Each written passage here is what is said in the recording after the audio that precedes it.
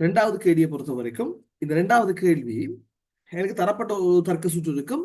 ஆனால் அந்த தர்க்க சுற்றுக்கான வறுவிளைவு கேட்டிருப்பாங்க. கேள்வியில தர்க்க சுற்றுக்கான வறுவிளைவு கேட்டிருப்பாங்க. ஆனால் அந்த வறுவிளைவு என்ன வறுவிளைவு கிடைக்குதோ அந்த வறுவிளைவு என்ன செய்யாதுன்னு சொன்னால் அவர் தரப்பட்ட விடையில இருக்காது. அப்படி என்றால் நாங்கள் என்ன செய்யணும், எங்களுக்கு கிடைக்கிற வறுவிளைவு நாங்கள் கொஞ்சம் சுருக்கி பார்க்கணும். பூலியன் விதிகள் ஐடியாவும் தானே, அந்த பூலியன் விதிகளை பயன்படுத்தி கொஞ்சம் நாங்கள் சுருக்கி பார்த்தோம் அப்படின்னு சொன்னா, எளிமைப்படுத்தி பார்த்தோம் அப்படின்னால் என்ன செய்யும், அதுல ஏதாவது ஒரு விட வந்து கட்டாயம் தரப்பட்ட அந்த விடைகள்ல இருக்க போகுது. ஸோ அந்த அடிப்படையில வந்து நாங்க என்ன செய்ய போறோம் என்றால் இந்த இடத்துல பார்ப்போம். முதலாவது ஒரு பகுதிக்கும் நாங்கள் வறுவிளைவை காணவும். ஸோ இந்த இடத்துல உண்மையா தெரியும் உங்களுக்கு, இது ஏயிலையும் பியிலையும் சம்பந்தப்படுது. ஆகவே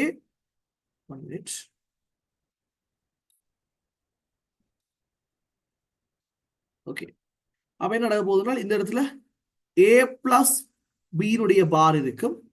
ஸோ இந்த இடத்தை பொறுத்த வரைக்கும் ஏ பார் பிளஸ் பி பாரினுடைய பார் இருக்கும். அது ரெண்டையும் பிளஸ் பண்ற மாதிரி தான் நீங்க உள்ள விட. ஆகவே ஏ plus பியினுடைய bar plus A bar plus B bar பார். ஆனா இந்த விட வந்து நேரடியா என்ன செய்யாதுன்னு சொன்னால் தரப்பட்ட விடையில இல்ல. இந்த கேள்வியை பொறுத்த வரைக்கும் நேரடியா வறுவிளைவா கிடைக்கிற விட வந்து என்ன செய்யாது, தரப்பட்ட விடையில இருக்காது. அப்ப நாங்க என்ன செய்யணும், கொஞ்சம் நாங்கள் ட்ரை பண்ணி பார்க்கணும், தரப்பட்ட விடையை கொஞ்சம் நாங்கள் சுருக்கி பார்க்கணும். ரைட், அப்ப நான் என்ன செய்யறேன்னா வேற எழுதிக்கொள்றேன். ஏ பிளஸ் பி பார் பிளஸ் இங்க என்ன செய்யுது, ஏ பார் பிளஸ் பி பார் முழுவதின் பார். பாக்குறேன் இந்த விடையில அந்த ஏ பிளஸ் பி பார் இருக்கிறதால கொஞ்சம் விவரம் மட்டும் சுருக்கி பார்க்கிறேன், இந்த ரெண்டாவது விட வருதான்னு சொல்லி. சரிதானே?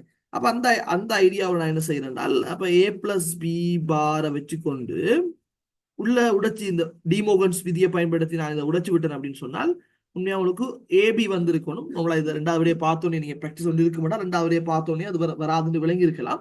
பட் பரவாயில்லை, நான் அதுக்கு ஏதாவது சுருக்கி காட்டிருக்கேன். அப்ப இங்க ஏ பி பார் இருக்குது, இங்க ஏபி இருக்குது, வராது. ஓகே, அப்ப நாங்கள் வளமையா சுருக்கமாய் சுருக்கத்தான் வேணும். அப்ப இந்த பாரையும் நான் உடைச்சு விடுறேன். அப்ப இந்த பாரையும் நான் உடைச்சு விட்டால் ஏ bar B bar plus AB என்று வந்திருக்குது. அப்ப இந்த விட எங்கேயாவது இருக்குதான்னு கேட்டால், முதலாவது விட நாங்கள் சுருக்கி எடுத்த இந்த விட மாதிரி இருக்கு. அப்ப இந்த கேள்வியோட ஐடியா என்னன்னு சொன்னால், ஒரு தர்க்க சுற்று தரப்பட்டிருக்குது, தர்க்க சுற்றோட வறுவிளைவு கேள்வியா கேட்கப்பட்டிருக்கும். ஆனால் நேரடியா அந்த வறுவிளைவு என்ன செய்யாது, அந்த இடத்துல இருக்காது. என்ன இருக்கு அந்த இடத்துல, கொஞ்சம் நாங்கள் தரப்பட்ட தர்க்க சுற்றை கொஞ்சம் நாங்கள் சொல்றது கொஞ்சம் எளிமைப்படுத்தினோம் அப்படின்னு சொன்னால், அந்த எளிமைப்படுத்தும் போது வார விடைகள்ல ஏதாவது ஒரு விடை அவர் தரப்பட்ட எளிமைப்படுத்தும் போது வார ஏதாவது ஒரு கோவை என்ன செய்யும், தரப்பட்ட விடையில இருக்குங்கிறது தான் இந்த இரண்டாவது கேள்வியினுடைய ஐடியாவாக இருக்கும்.